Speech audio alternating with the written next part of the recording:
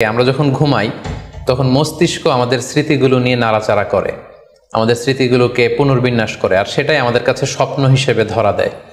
অর্থাৎ তারা বলতে চায় যে স্বপ্ন হচ্ছে ঘুমের ঘোরে আমাদের দৈনন্দিন জীবনে ঘটে যাওয়া আমাদের চিন্তা বা ভাবনার প্রতিচ্ছবি। কিন্তু ইসলামের দৃষ্টিতে স্বপ্ন শুধু আমাদের চিন্তা ভাবনার প্রতিচ্ছবি নয়, এটা হতে পারে আল্লাহ তাআলার পক্ষ থেকে সুসংবাদ, হতে পারে গ্ল্যাড টাইডিংস কিংবা সতর্কবাণী। তাই এই স্বপ্নের ব্যাপারে আমাদেরকে খুব ভালো ধারণা রাখা উচিত। শুরুতে আমরা বলবো যে এর গুরুত্ব এবং তাৎপর্য কতটুকু। স্বপ্ন হচ্ছে নবুয়তের সূচনা। নবুয়তের সূচনা হয়েছিল স্বপ্নের মাধ্যমে। আল্লাহ রাসূল সাল্লাল্লাহু আলাইহি ওয়াসাল্লাম যখন নবী হিসেবে অফিসিয়ালি অ্যাসাইন্ড হন, তার আগে তিনি টানা 6 মাস স্বপ্ন দেখেছেন, যেটা সহিহ বুখারীতে এসেছে, আউয়ালু মা বুদিআ বিহি রাসূলুল্লাহ সাল্লাল্লাহু আলাইহি ওয়াসাল্লাম আর-রুইয়া আস-সাদিকা ফিন-নাওম।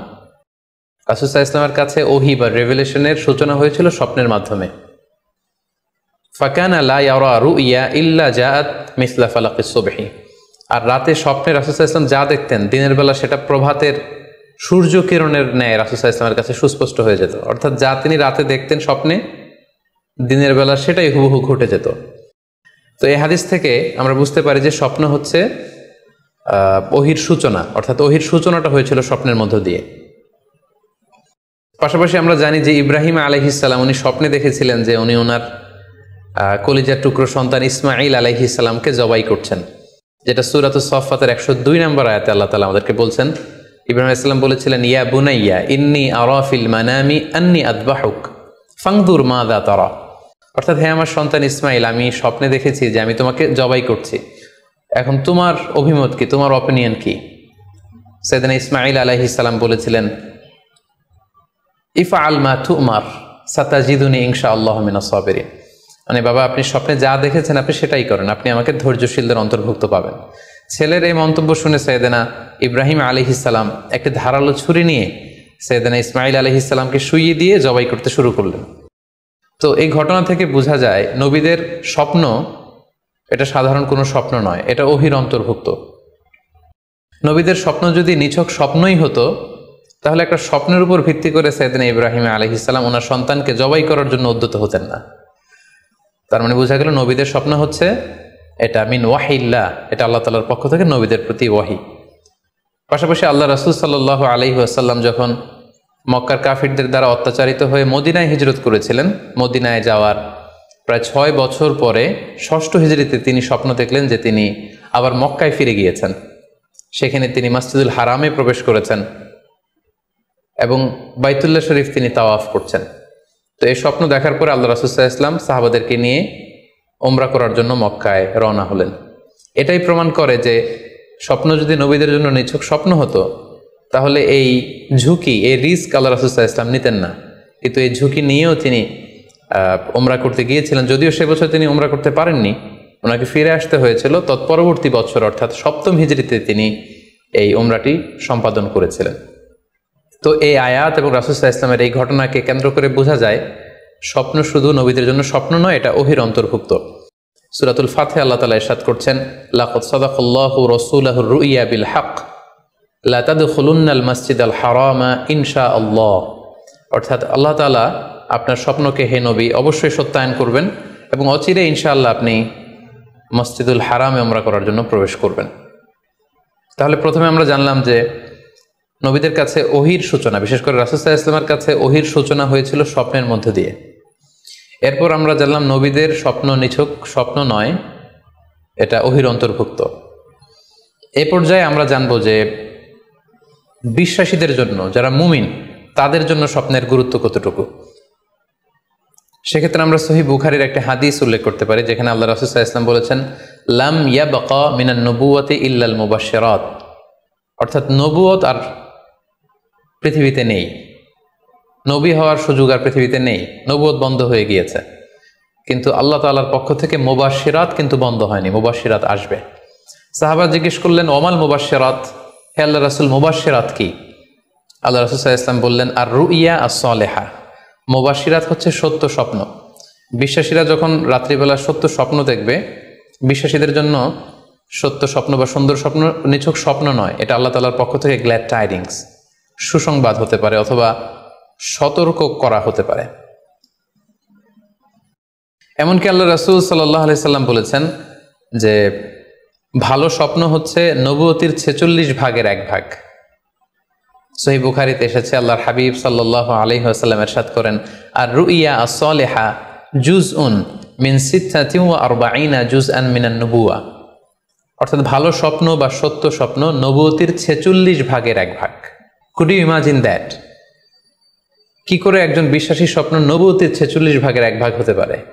তার মানে মুমিনের স্বপ্ন, একজন বিশ্বাসীর স্বপ্নকে আল্লাহ তাআলা অনেক বেশি গুরুত্ব দিয়েছেন। এটা শুধু স্বপ্ন নয়, এটা হতে পারে আল্লাহ তাআলার পক্ষ থেকে একটা গাইডেন্স, হতে পারে কোনো গ্ল্যাড টাইডিংস, সুসংবাদ, হতে পারে কোনো সতর্কতা বাণী। এজন্য এই স্বপ্নকে, বিশ্বাসীদের স্বপ্নকে আল্লাহ রাসূল সাল্লাল্লাহু আলাইহি ওয়াসাল্লাম নবুয়তির 46 ভাগের 1 ভাগ বলে উল্লেখ করেছেন। কেন তিনি বিশ্বাসীদের স্বপ্নকে নবুয়তির 46 ভাগের 1 ভাগ বলে উল্লেখ করলেন? এর কারণ হচ্ছে, আমরা জানি যে আল্লাহ রাসূল সাল্লাল্লাহু আলাইহি সাল্লাম তিনি নবী হয়েছিলেন কত বছর বয়সে? জি, 40 বছর বয়সে। এবং তিনি পৃথিবী থেকে ইন্তেকাল করেছিলেন 63 বছর বয়সে। অর্থাৎ ওনার নবুয়তির পুরো ডিউরেশনটা ছিল 23 বছর। তাহলে নবুয়তির সময়সীমা ডিউরেশন ছিল 23 বছর। আর নবুয়তি প্রাপ্তির আগে তিনি টানা 6 মাস শুধু স্বপ্ন দেখতেন। তাহলে এই 6 মাসকে যদি আমরা 23 বছর দিয়ে 23 বছরের উপর ভাগ করি, তাহলে এটা 46 ভাগের 1 ভাগ হয়।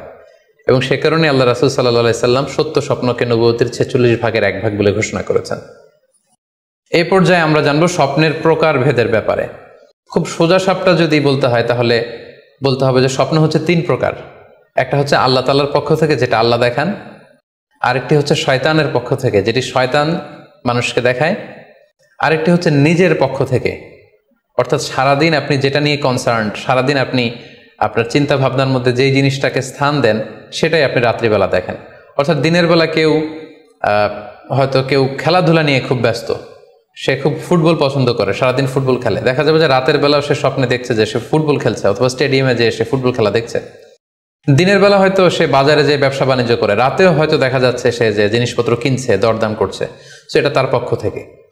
তাহলে বেসিকলি স্বপ্ন হচ্ছে 3 ধরনের। একটা আল্লাহর পক্ষ থেকে, একটা শয়তানের পক্ষ থেকে, আরেকটা হচ্ছে নিজের পক্ষ থেকে, যেটা আমরা সহিহ মুসলিমের একটি বর্ণনা থেকে জানতে পারি, যেখানে আল্লাহ রাসূল সাল্লাল্লাহু আলাইহি ওয়াসাল্লাম ইরশাদ করছেন, আর রুইয়া সালাসা, স্বপ্ন হচ্ছে 3 ধরনের।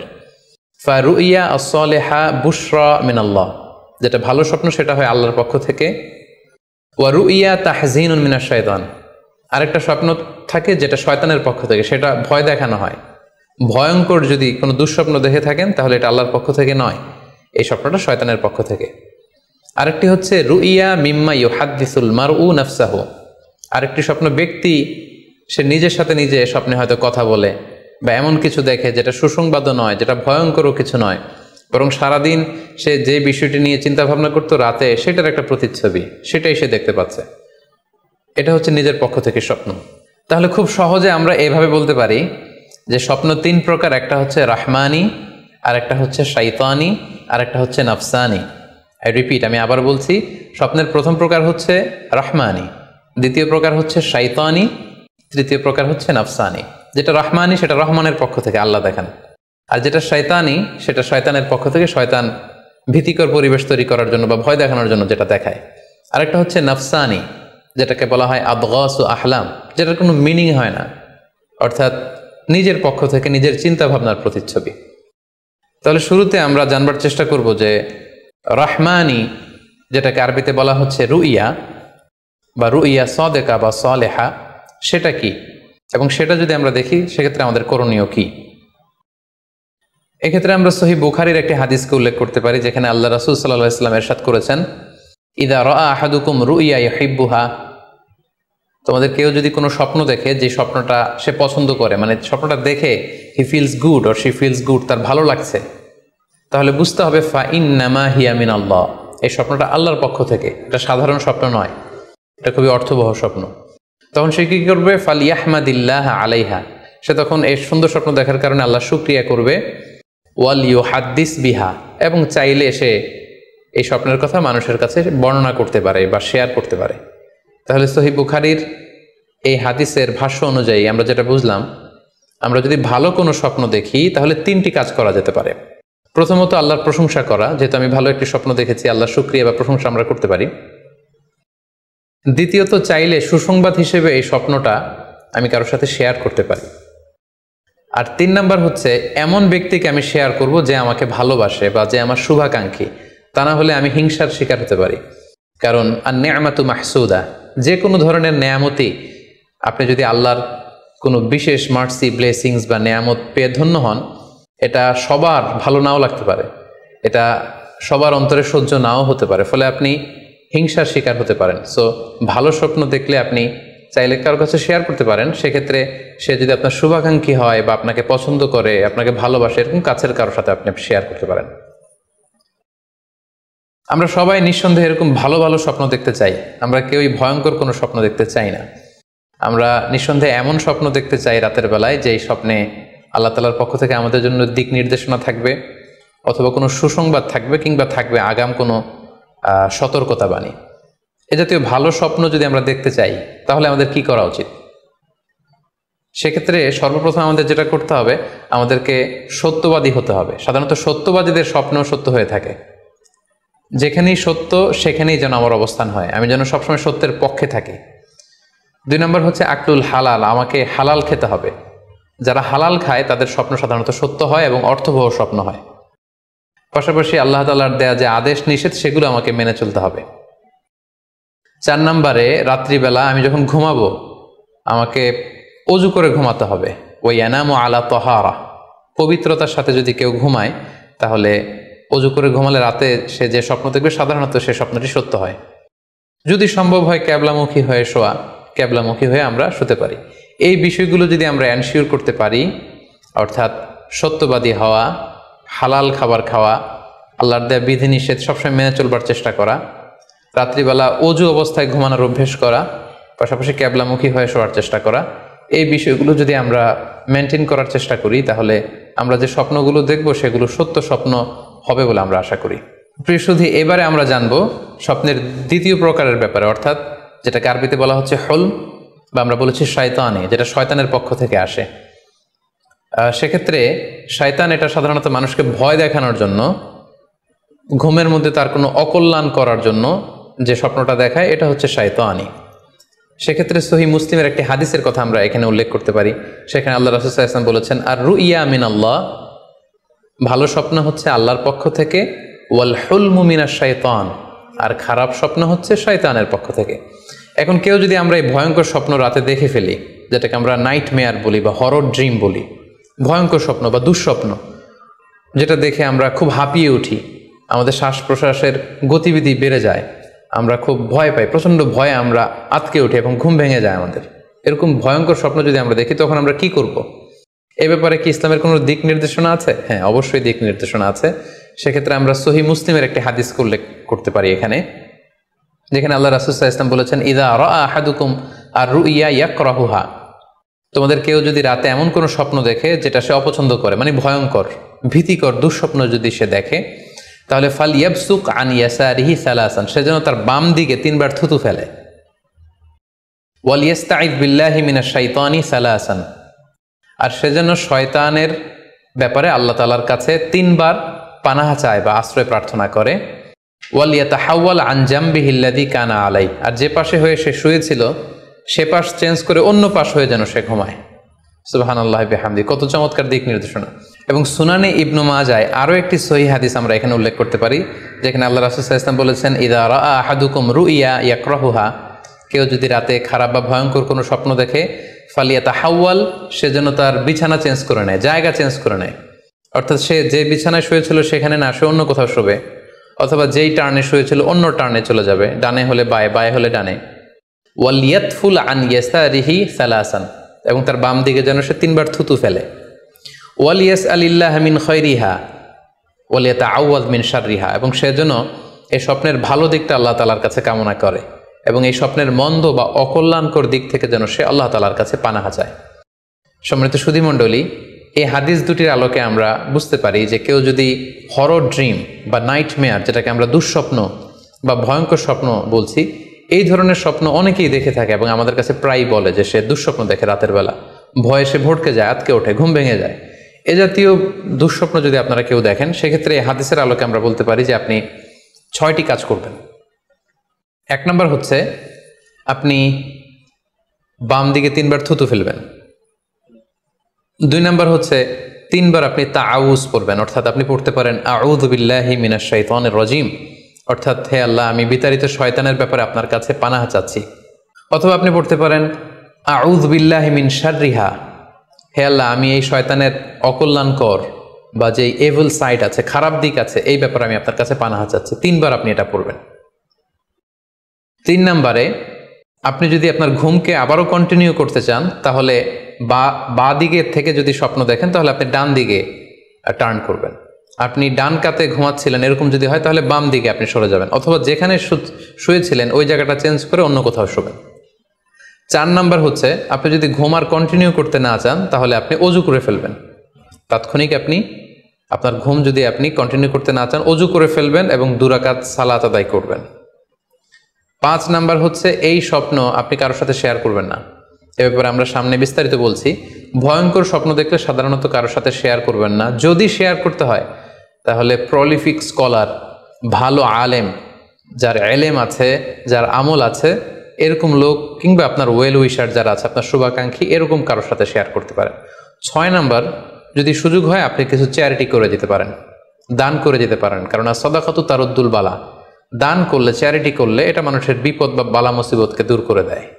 এ পর্যায়ে আমরা শুনবো স্বপ্নের 3 নম্বর প্রকারের ব্যাপারে, অর্থাৎ যেটাকে আমরা বলেছিলাম আদগাস ও আহলাম বা নাফসানি। এটা আল্লাহ তাআলাও দেখান না, যেটা শয়তানও ভয় দেখানোর জন্য দেখায় না, বরং এটা আমার চিন্তা ভাবনার প্রতিচ্ছবি।